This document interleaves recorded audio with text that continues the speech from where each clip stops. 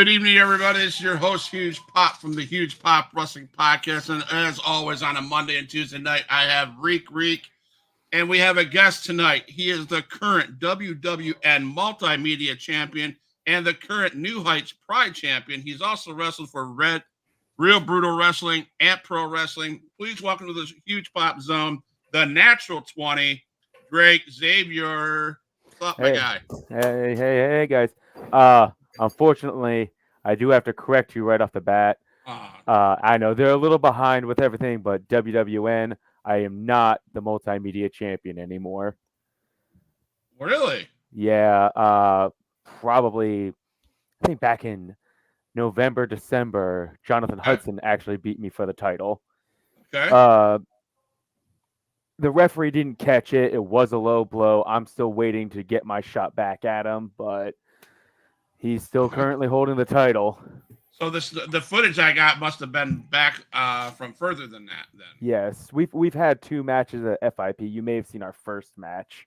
Okay. And then well, we can go around that. So yeah. When we get that far, I will see. I want to showcase your talent in the ring, and I want to showcase the scumbag that Jonathan Hudson could be. Oh yeah. By brutally attacking you, and I want to get your viewpoints on that. So yes, sir. But here at Huge Pop, Rico and I love to just ask questions and love to hear you guys talking about your career. So, as always, the question is, as a kid growing up, what was wrestling like for Drake Zavior? Man. So this is always a fun story for me. As I was growing up as a kid, I wasn't allowed to watch wrestling because my mom saw it and said, "Oh, if you kids watch that, you guys are gonna go and start doing the moves to each other." Lo and behold, I turned 16. I start falling in love with it, and me and my brother actually started getting into it. He's trying to get back into the business. She wasn't wrong. Now I'm trying to do it as a career. So, right, not wrong at all. But when I started watching was when like CM Punk was getting brought into the new ECW, and Shawn Michaels and Triple H were the DX running over and doing the cross chop with Vince McMahon and Shane McMahon and the Spirit Squad, and I was loving it at that point. Like when I started watching, I was like, oh man, I want to get into WWE and I want to be part of DX. That would be so cool, and but I started performing. Me and my friends started. We actually pitched in. We bought a ring together, and I fell in love with it. It was something I was immediately good at and loved. So, okay, yeah. Oh man, so you bought a ring? Yeah. How much was that? Because I've heard they're quite a bit. So we got a low boy. It was like I think a 16-footer. I think back then. What was that like? 2008, 2009, I want to say we got it. It was probably like 2,500, 3,000, something like that. So it wasn't the most expensive thing, but me and my friend working minimum wage jobs because we were in high school still. So, well, being you were in high school, did you play any other sports? Did you have any other goals in mind besides wrestling, or you were dead set on wrestling? I did do the collegiate style wrestling back then. Okay. And I was pretty good at it. I was a state qualifier, didn't place. I was planning on going to college, chickened out because I was like, how am I going to afford to live by myself? All this stuff, stressed out. So that never came into fruition. But after that, I was just like, maybe I should start pursuing the pro wrestling career and everything like that. And I was on and off with it for a while because, it. In Florida, it's one of the rougher scenes to get started in and, make a career out of with all the talent and all the promotions that go on here. So, yeah, but it's finally starting to pay off. So you say in Florida, you live down in Orlando area, right? Tampa, all that. Little off in the middle of nowhere where I'm living. I'm about an hour and a half from Tampa and Orlando. So that scene must be flooded down there as far as promotions. Oh my God, yeah. Let's see. From what I was told, there are currently 86 active promotions in the state of Florida alone. Wow, that's nuts. Yeah. That is crazy. I'm going to ask you a ballpark. I'm going to ask you an off the ball question then.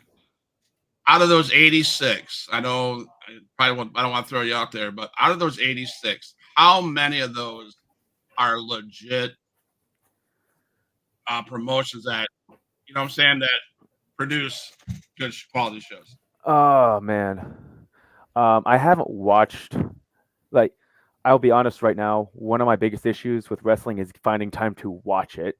But WWN usually has pretty solid shows. They get good talent. I've heard WXW. I know they have recently stopped running because of Alpha. Right. Alpha's passing, but they had great shows. Let's see, CCW, of course, Coastal Championship Wrestling. They always put on fantastic shows. New Heights with their talent, they always put on great shows every time I've been there.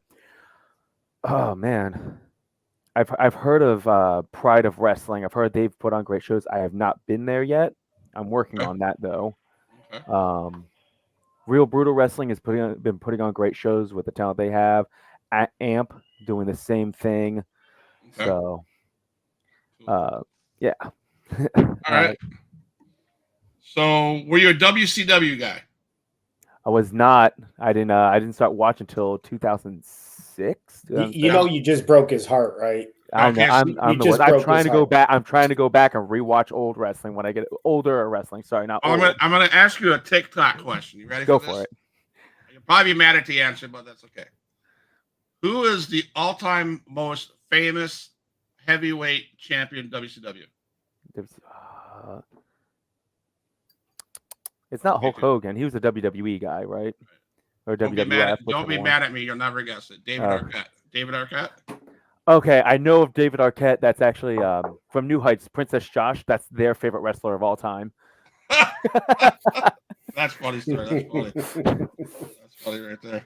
So, Rico. Also, you never got to see the Hogan in WCW, did you? No, I heard all about it though, and what a fun time that was. Oh man, just because you see Hogan as this face your whole childhood, and then you see him turn heel, and it's just crazy because it's good. Yeah, they bring it. Rico. So I wanted to see the name of this move you do. I've been dying to ask you. Mm-hmm. You run, and instead of it's almost like a Kevin Owens where you flip forward, but you flip kind of backwards. Yes. And run into him. What is that called? I call that move the Magic Missile. Due to my character is based around Dungeons and Dragons, typically like a medieval fantasy, and it's one of the spells from Dungeons and Dragons. Really? Yes. If you've never looked into it or ever it's a great fun time with your friends. A lot of role play, which in my opinion transitions great for wrestling, and fun time, just using your imagination, and it's just a good time to hang out with everyone. But a lot of my moves are based off of different things you can do, different spells, all from that tabletop game. And it's weird. I've seen other wrestlers do it, like AR Fox, Tegan Knox, I believe, has done it a few times. And it started as a joke back when I was wrestling with my friends in the backyard. I'm like, because I was like, hey, what if I do a cannonball, but I go the other way? And they're like, do it. Let's see what happens. And the first time I did it, I didn't make it all the way. And it was just my butt hitting the dude directly in the face, knocking him out, because I just kind of didn't jump all the way. And then over the years, obviously, you see how it looks now, where I'm hitting people and flipping back on my feet. And it's just, it's one of my favorite moves that I still do to this day. Yeah, I see that. I was like, man, that's unique right there. To be able to do it like cannonball, but just flip it the other way and land on your feet. I think I got that video right here, Rico. You guys want to watch? I think this is what you guys are talking about. My goodness! Uppercut! His head smacking the bottom turnbuckle. Yeah, make it count. Oh, cannonball! Drake Zavior, the reigning and defending multimedia champion, calling his shot, his next move, his next attack here from the heavens above. Springboard. Nice. Moonsault, ladies and gentlemen. This is going to do it, and that is a 3. Natural 20. Talk about that. Talk about those moves. Is that the move set? Yeah, the first one was the magic missile, the cannonball there, yes. The second one was a move I was calling the feather fall, just because I feel like it was appropriate and everything like that. The only problem with that is that I might have to cut that move out of my move set. The last couple times I've attempted it, I have landed on my right shoulder, and it might have a partial separation from it. Ooh. And yeah, and I haven't been able to quite make the rotation since. It's by a mental block of mine, but I'm working on something even cooler, in my opinion. So don't worry about that. I would say that move's pretty cool, man. Go ahead. Oh, I was going to say, you were talking about Dungeons and Dragons, like, because I've never played it, but that is one of Henry Cavill's favorite games. Yes, that and Warhammer, which I'm too poor to get into Warhammer. So my cousin keeps trying to talk me into it. He's like, "You got to play it. You got to play it." Yeah. So I was asked to ask you, Drake, is that what you would call the greatest wrestling move ever? No. Okay. Let's hear this story. What's the greatest wrestling move ever, and what that is, and how it and its origin? So, the greatest move, greatest wrestling move ever, or it's also called the greatest move in all the realms. The Dungeons and Dragons reference started off.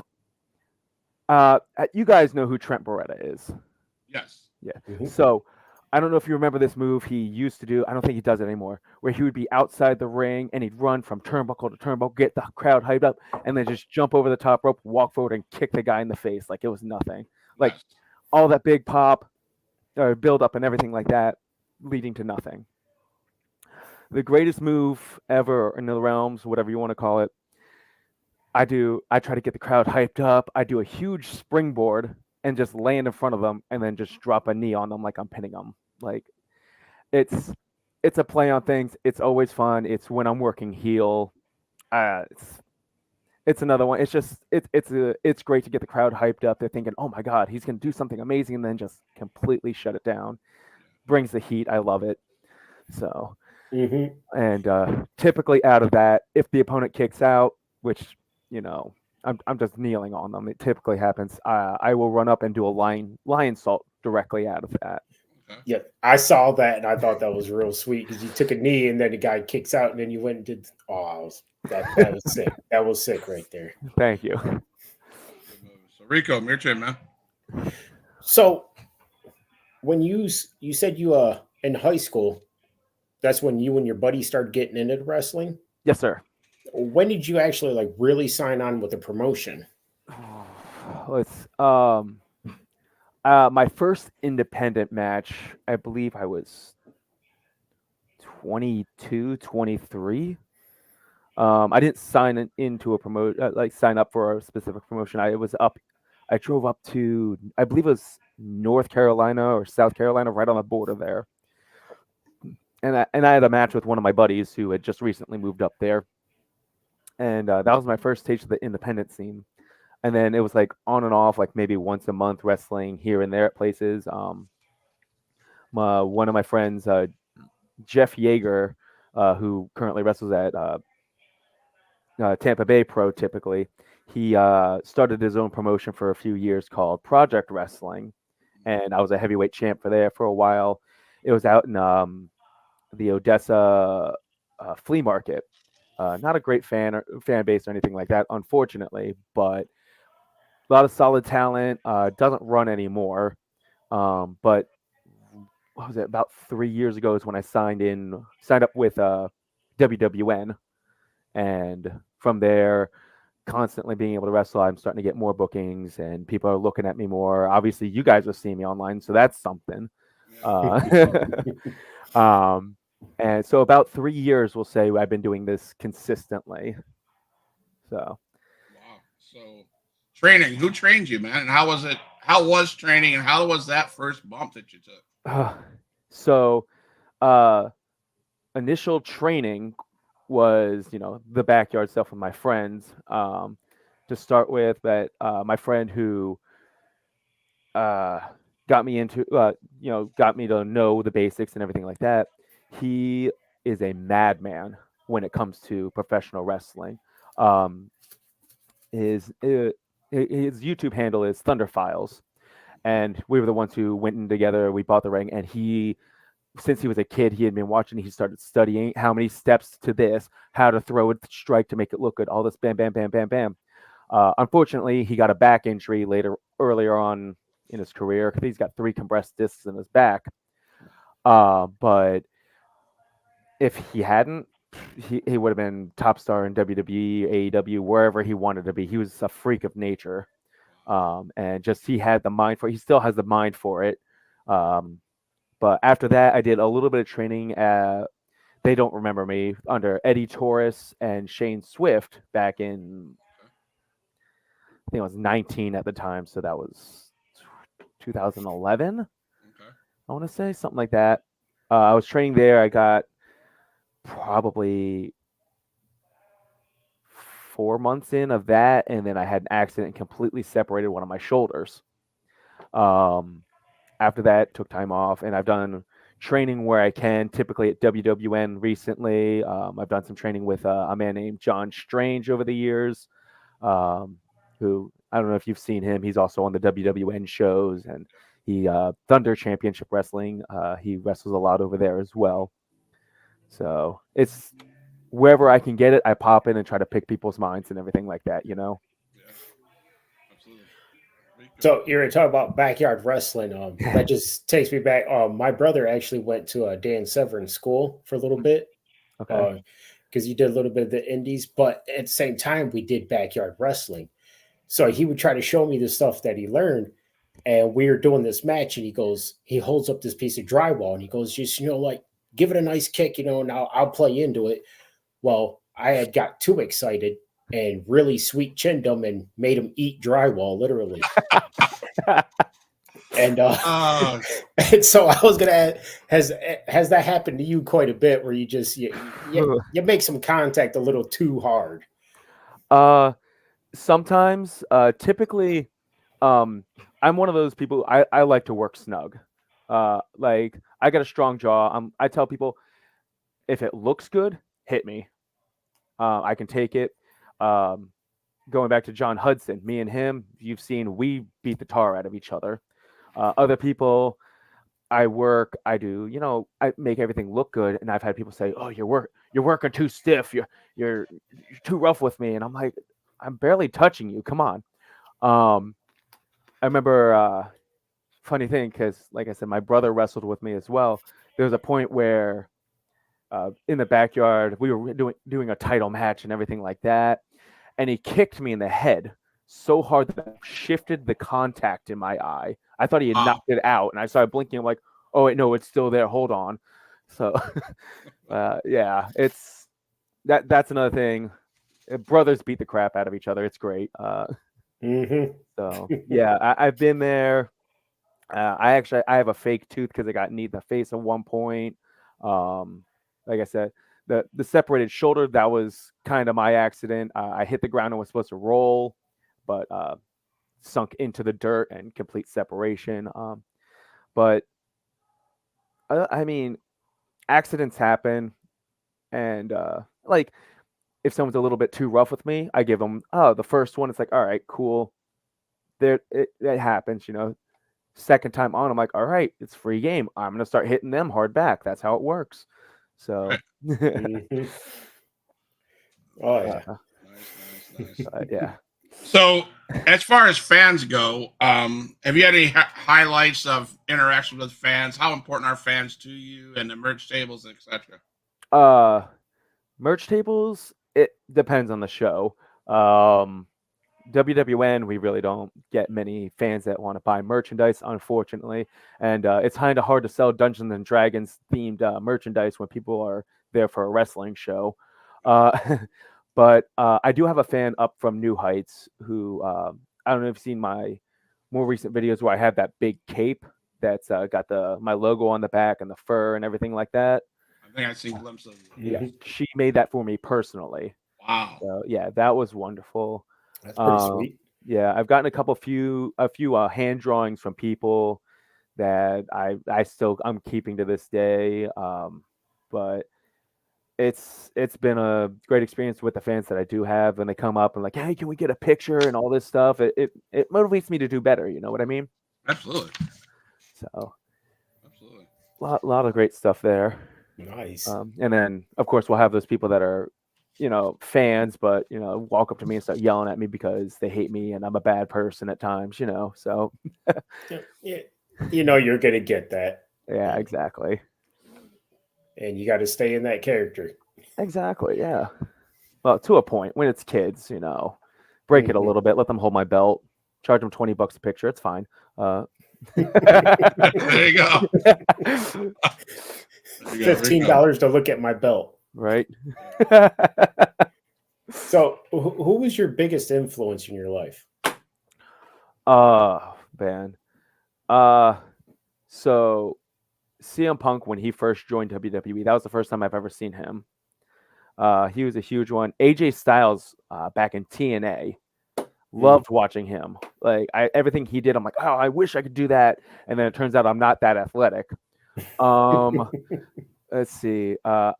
Like there's a bunch of people. Out there, like I'm trying to think of everyone. Like of course, I'm gonna draw a blank now, but Hollow Wicked from like Shikara. He was a bigger. I'm hoping you guys know who he was. He was a tag team with Delirious. Yes. Okay, yeah, he was a great like big dude and everything like that. Crap, no, drawing a blank now because like, oh, cool, I'm on the spot. Who do I like again? Like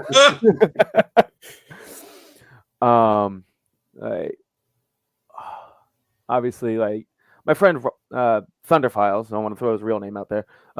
Like some of the stuff he still picks my brain and tell, hey, why don't you try this? Hey, why don't you try this? And so he's always going to be a great influence on me and helping me out. And he's one of my main supports for this. So that's all I can really think of right now, honestly. So to piggyback off Rico's question, influences and stuff, is there any funny backstage stories you can tell us about from your career? And I guess I want to say that because I want to say this. How important is it for promotions to bring in guys and legends or vets into the business, into the locker room? I mean, I have like some fun, like I don't have any specifics that I can go into that are like funny. Like everyone in the back, we're always joking with each other. We try to, if a locker room's not like a family where you're just messing with each other, it doesn't feel right. You know what I mean? It's like there's some people that like they think they're better than everyone else because they've been doing it a few more years or something like that. But we're all in the locker room together. We're all in the same place. I mean, are you really that much better if you're in the same locker room doing the same stuff as us?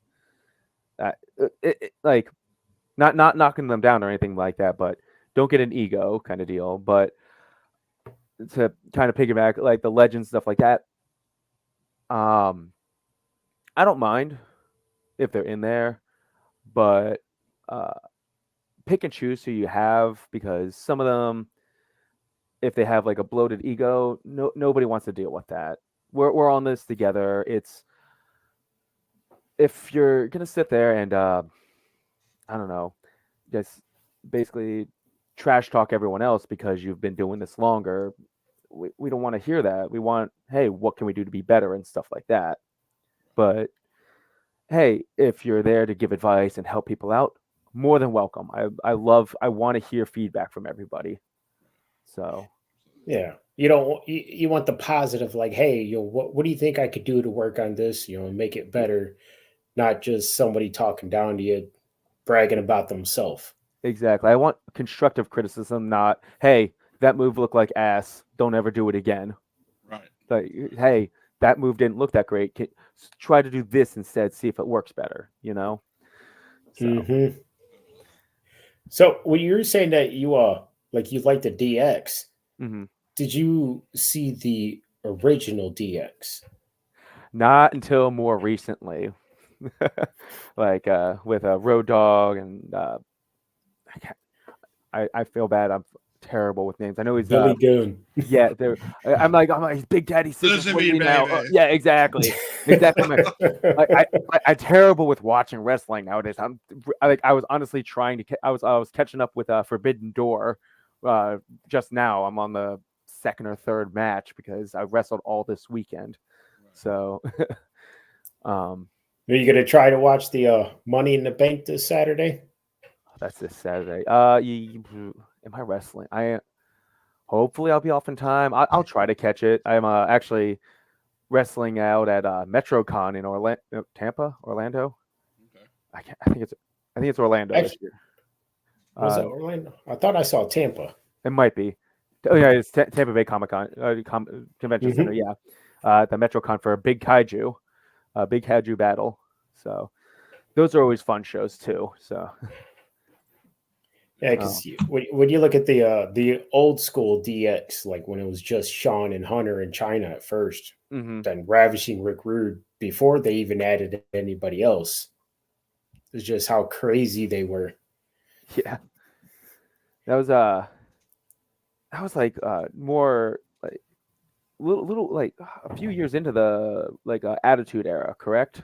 A little bit into there where everything was just balls to the wall. They could say whatever they want whenever they want, and they even pushed it for that. So. Well, I mean, because you had the Monday Night Wars, WCW was doing good, so they had to do something. Yeah. So I'm curious to hear this story. All right. This is a quote, and it says, Drake Zavior forgets who Austin Aries even is. Is Austin Aries, in your opinion, just forgettable? No. I'm the heel over at Real Brutal Wrestling. Okay. And to be fair, Austin Aries like disappeared for a few years.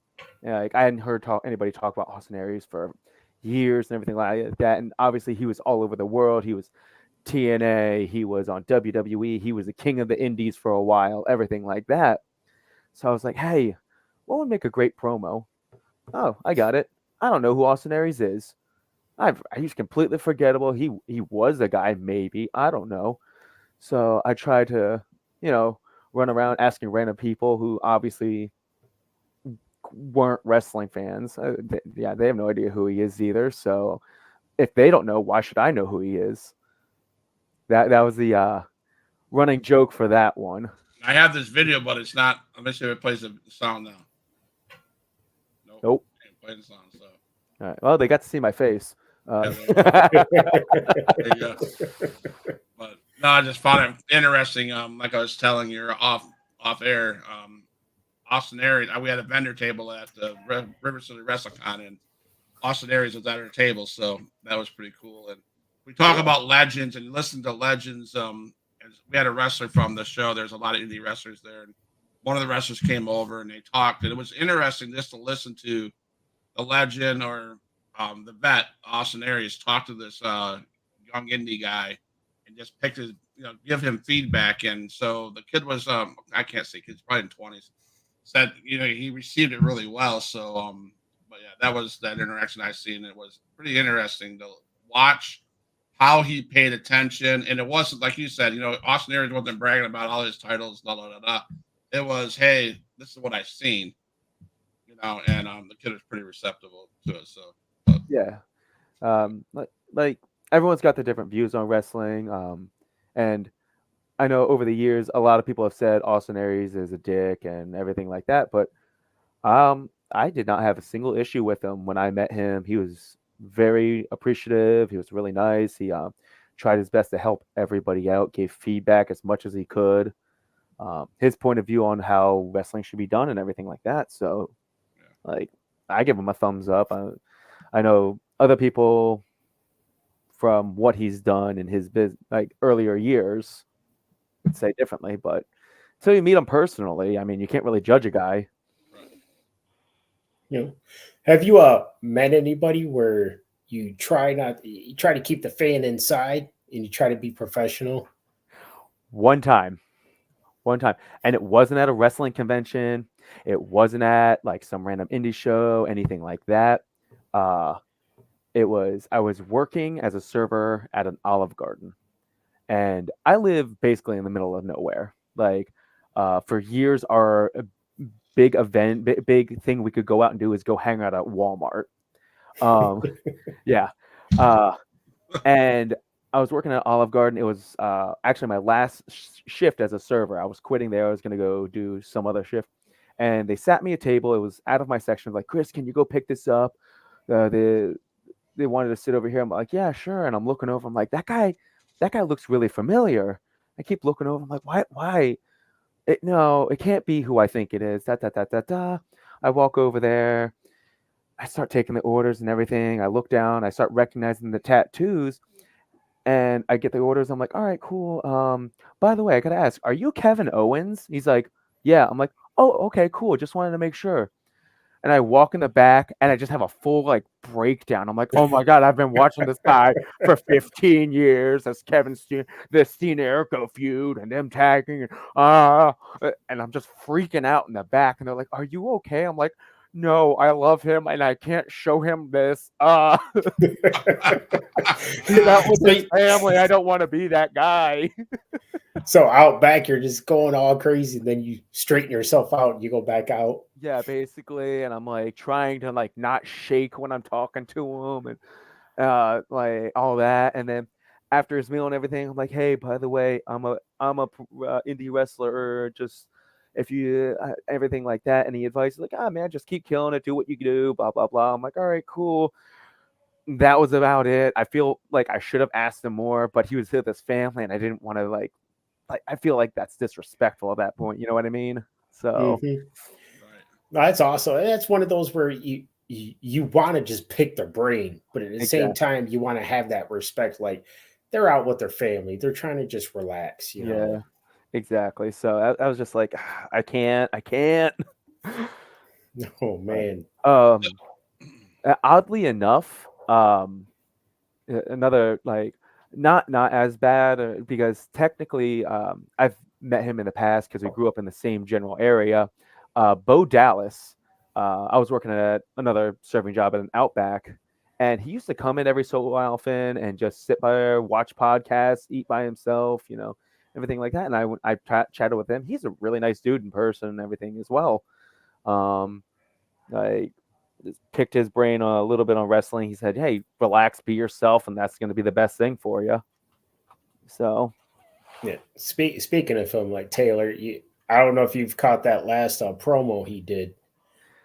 The last thing I saw with him was the Wyatt Six's debut. Wait, so. You got to watch his sit down. Oh, where he's talking to himself. Yes, I did see that one. And I was like, that's real life Taylor right there. That's not acting. That's really him. Yes. And that's awesome. Mm-hmm. Okay, before we get into, I want to go into the WWN and NHW stuff like this. And before, to piggyback back off the Wyatt Six, there was a conversation last Tuesday on our pockets where we get together and talk about Raw and the pay-per-views and stuff like that. In your opinion, was that Wyatt Six too cinematic? And does that type of stuff ruin professional wrestling? There's entertainment and then there's wrestling. And I got a guy in the chat, Adrian Whisper. He'll tell you that wrestling doesn't need the entertainment. It should be wrestling hardcore, beating the hell out of each other because # real fight shit is what they talk about. Mm-hmm. What's your opinion on all that? So, for me, for the longest time, I was the same way where I don't care about the promos. I don't care who has beef with who. Just go out there and have a great match. That's all I cared about because that was the wrestler in me. And over the years, I've gotten more into, well, the fans need a reason on why this guy hates this guy and why this guy knows how to counter this guy's move. And it has to be a nice build-up and everything like that. Sometimes I feel like it's overdone, but it has to have a correct amount of build-up. And with the Wyatt Six, with how long they've been leading up to it, with it being almost like a was it almost like a tribute to Bray Wyatt himself, his family member, everything that Bray Wyatt has done up until his unfortunate, his premature death. I feel like it was a perfect amount of cinematic because of how the Wyatt family did everything themselves with the Firefly Funhouse and all the cinematic stuff that built Bray Wyatt to be the character he was. Okay. So that one, Fair. totally understandable. I agree with that 100%. That's fair. That's fair. Mhm. Rico. Sometimes it's really nice to just have that build up, you don't just jump right into a story. Like you actually get the build up of the story of why this is happening. Exactly. You need to know who a character is before you can determine if you like them or hate them, typically. And that's why I feel like the whole Cody Rhodes and Roman Reigns, like that was a good build up Yes. because everybody just expected Cody to win right away. And it was no, lose, and get that build up for him to come back and finally triumph over Roman. Yes, Huge Pop, I know that killed you when that happened. Personally, I do believe that match was a little bit overkill with everything that they threw in there, but it was still a really, really good match. So, I just Rico is referencing. I'm sorry. I'm not to take away from your interview, but I'm sorry. Sure, Cody finished the story, and I knew I said this through the build up of WrestleMania. Cody Rhodes finished the story. Then what? And my fear was that then what? Now he's done. Now it's boring, and he's being overshadowed, in my opinion, by the Judgment Day, by the new bloodline, and all that stuff. And I just feel bad for the guy. You finish your story for what reason? And then it's over with. And now he's getting buried. And in my opinion, he's getting nothing but mid-card stuff. And that's just how I feel. He's not getting buried right now, man. He's not absolutely. getting buried. Tell me what's relevant. He just had a match with AJ Styles, one of the best wrestlers in the world. And that was a great match. But what are we talking about? We're not talking about, you don't talk about, no one's talking about Cody Rhodes. They're all talking about the bloodline, Fatu, all those guys. And I'm sorry, I feel bad for Cody Rhodes because of that. I understand exactly where you're coming from because it was such a huge buildup. It's like, where were they going to go from there? And at this point, they have the Wyatt Six, they have the new bloodline, they have all this stuff going on. And it's like, Cody Rhodes is kind of a part of the whole bloodline thing because he's part of the Solo Sokoa thing. But at the same time, we all got this premonition, hey, it's going to be like a War Games type match where it's new bloodline versus old bloodline, and that kind of war at Survivor Series and something like that with Roman Reigns leaning one, Solo Sikoa trying to lead the other, see how that all goes. Right. So, and Cody Rhodes doesn't have the build up right now that everyone else is getting. Right, and I feel bad for him. I like Cody Rhodes. Everybody thinks that I don't like Cody Rhodes, but he's just getting screwed. You're just watching out for Cody. Come on. Right. Well, I just want to throw this out there. I was thinking about this. So both of you guys give me your opinion on it. Since what happened to Paul Heyman, if you get the new bloodline against Heyman guys, CM Punk, Lesnar, and Roman. I feel sorry for the new bloodline. They're going to get their asses beat. Unless CM Punk hurts himself again. No, I mean, you're not lying. It does. That's where I feel bad for CM Punk because he gets such a build up. He starts doing good and then boom, injury. So I don't know if you guys remember this because there could be a fourth member I just remembered from NXT. Heyman was talking to somebody months ago, and I only know this because I'm still catching up on NXT. Heyman was trying to recruit Braun Breaker as a Heyman guy. So it could be a 4-on-4 with Braun Breaker, especially with everything he's been doing in WWE currently. Like, he's been making a lot of noise from what I can tell. Mm-hmm. No, he has been. So, WWN. Yes. Where is the natural 20? Right. That's where that's what you call WWN home.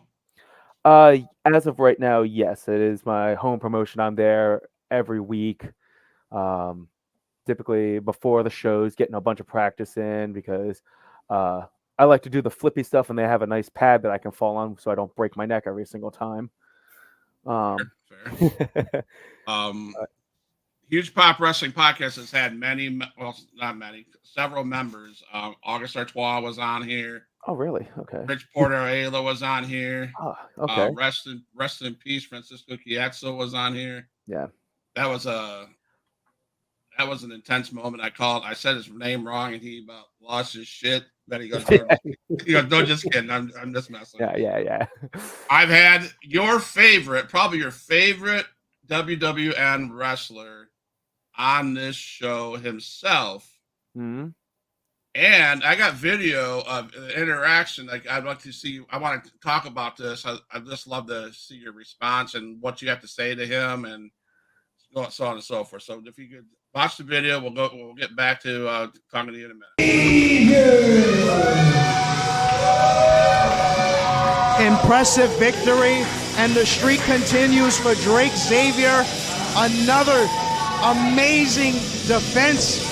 A story written for the Dungeon Master, the natural 20, Drake Zavior. But hold on, wait a minute, what's going on? Hey, that's Jonathan Hudson! The hell's he doing in there? Oh my goodness, lariat! You made it very clear earlier tonight how much Hudson wants that multimedia championship. Oh my goodness! Compressing the vertebrae, the neck sustaining incredible damage, and Hudson coveting that WWN Multimedia Championship. Hold on a second. Savagery, the most selfish man. Oh my, this is disgusting. Get that man out of here. Get him out of Don't here. be looking at me when you're saying that. What am I supposed to do? Oh, Yeah, Hudson.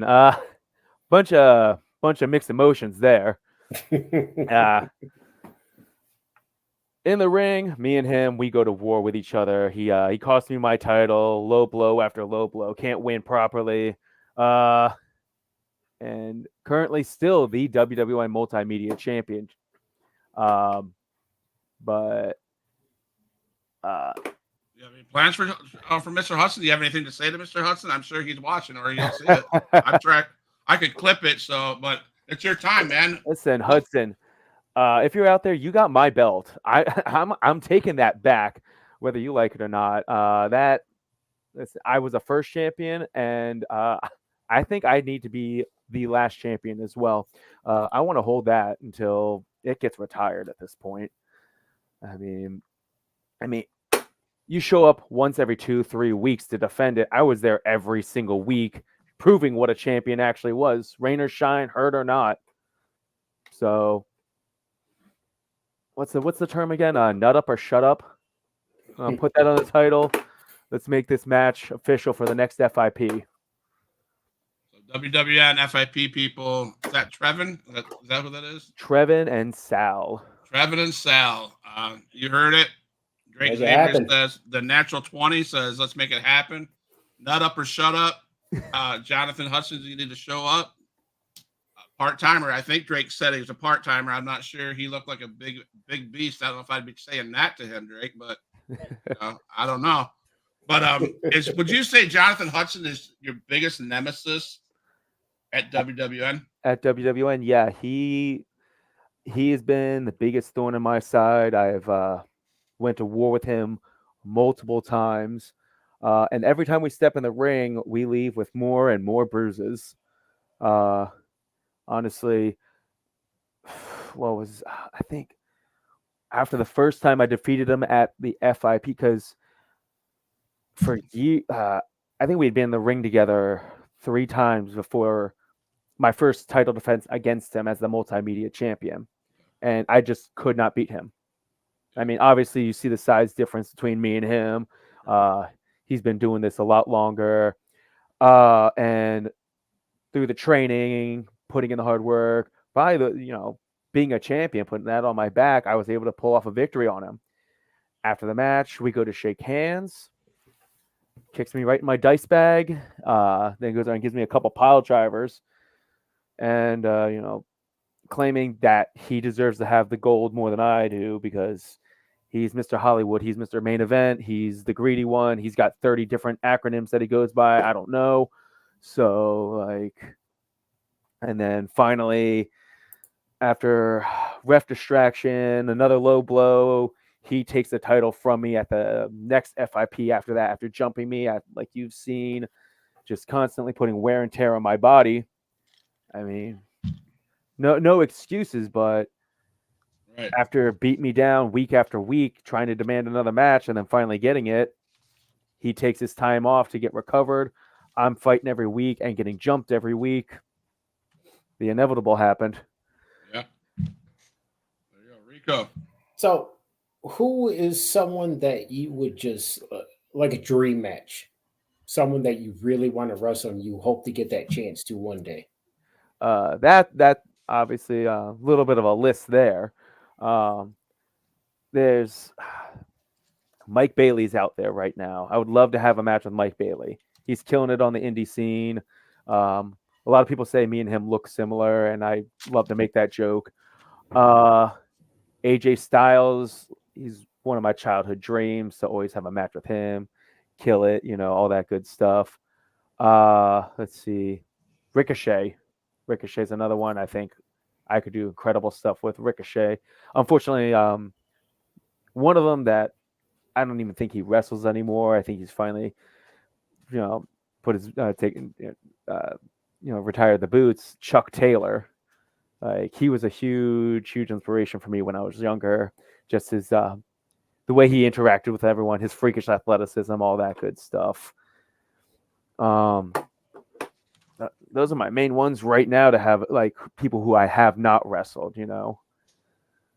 So at least that come to mind at the moment. Oh, wait, one more. The man, the myth, the legend, Kenny Omega himself. But who doesn't want to have a match with Kenny Omega? Right. Yeah.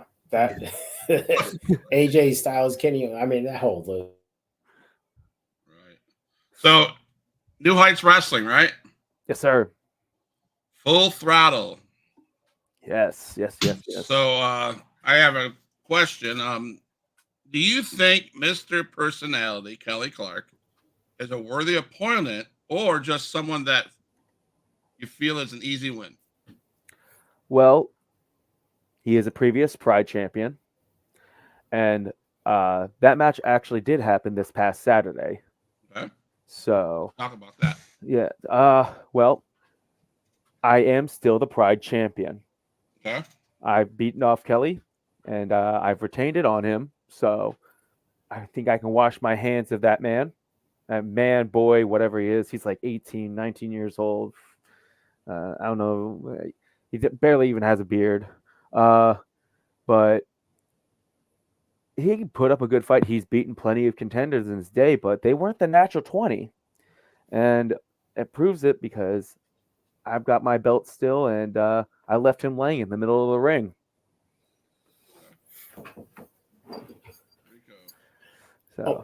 So I was going to ask you this about another move. It was kind of like a power bomb, but you turned it into a power driver. Yes. The Brutal Critical is what I call that one. Brutal Critical. That was sweet. Yes. Another one that I've been doing basically since I started doing the backyard wrestling. Except originally it was kind of like I would drop them on their neck in between my legs. And my friend was like, oh, why don't you make it into a pile driver instead? It'll look a lot better. And now here we have one of the most in my opinion, one of the most disgusting looking finishers.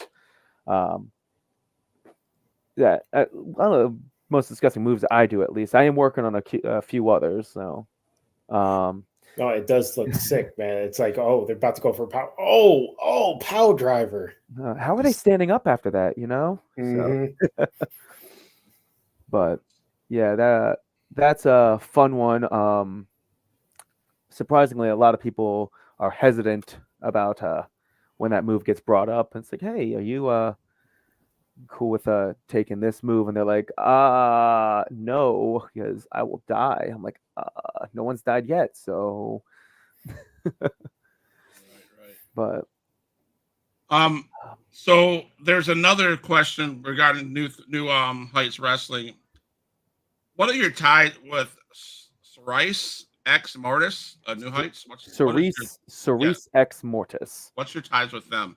That would be Princess Josh and the Sith Lord Shane himself.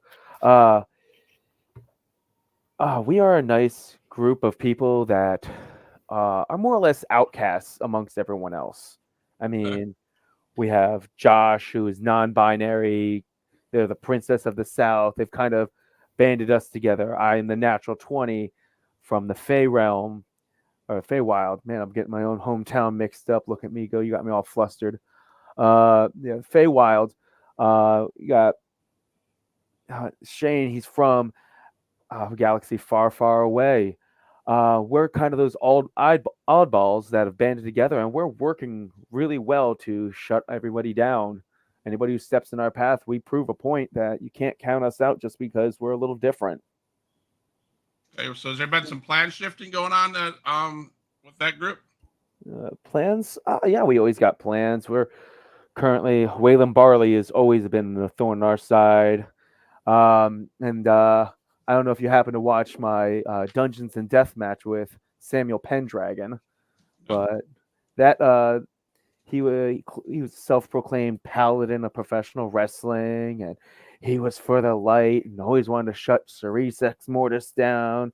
He actually used to work for Princess Josh years ago. He had a disagreement. Princess sent him away, and now he's back trying to take his revenge and all this blah blah blah. So I just had to show him what's up, and I beat him down, left him lying in the ring there as well. Rico, you have any more questions? I just have one more. So you doing the indies and stuff, do you see yourself anywhere down, if offered a position like AEW, TNA or WWE? Oh yeah, definitely. I would hop on that in a heartbeat. Personally, especially, I mean, for a while there, I was more of an AEW or like New Japan kind of guy, just because of the style of wrestling. But with how WWE has been evolving more lately, especially with Hunter taking over, I feel like I would be able to work really well there as well. So, Gotcha. Drake Zavior, the Natural 20. I'm going to give that over to you. How do people get a hold of you?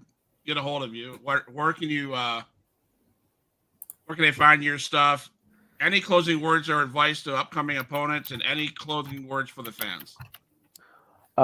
Unfortunately, no new opponents have been announced just yet for me, so I can't even make any shout outs at them just yet. But you can find me on Instagram under the same name, Drake Zavior, Zavior. There's no X in there. Everybody screws that up. Instagram, Twitter, Facebook, all that good stuff. I even got TikTok where I'm just showing practice and as I'm going, trying new stuff.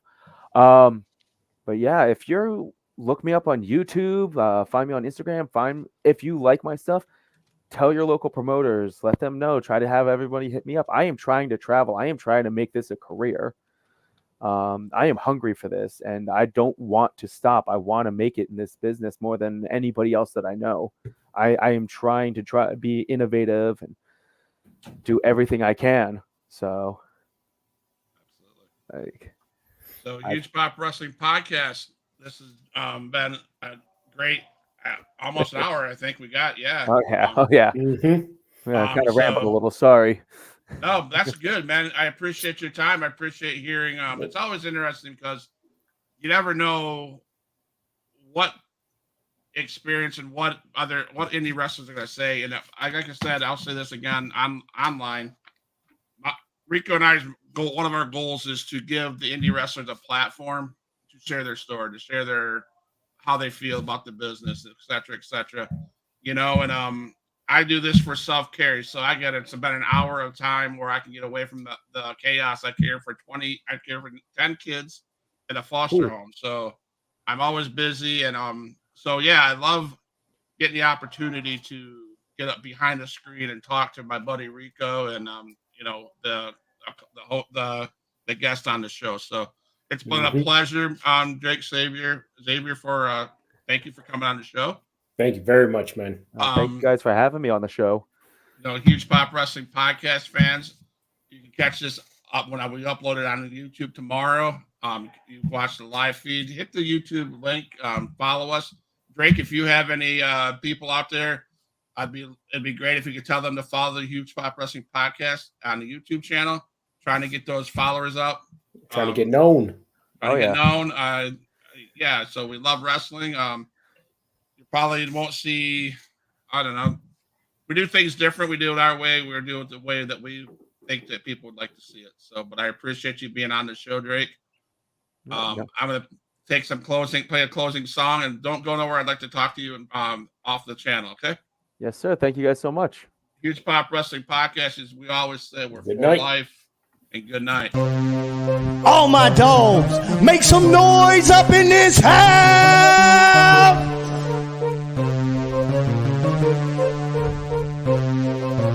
Who is in the house? Who is in the house? It's the gangster of destruction, so you know what's going down. And when the drive-by's coming, then you better hit the grind. Cause when your body hits the canvas, then your ass is knocked out.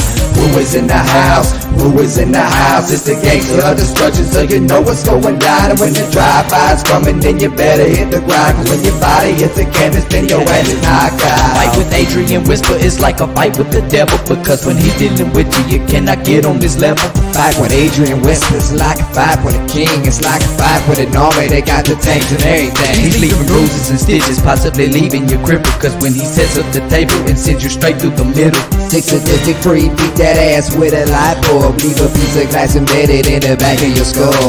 Who is in the house? Who is in the house? It's the gangster of destruction, so you know what's going down. And when the drive-by's coming, then you better hit the ground. Cause when your body hits the canvas, then your ass is knocked out. Who is in the house? Who is in the house? It's the gangster of destruction, so you know what's going down. And when the drive-by's coming,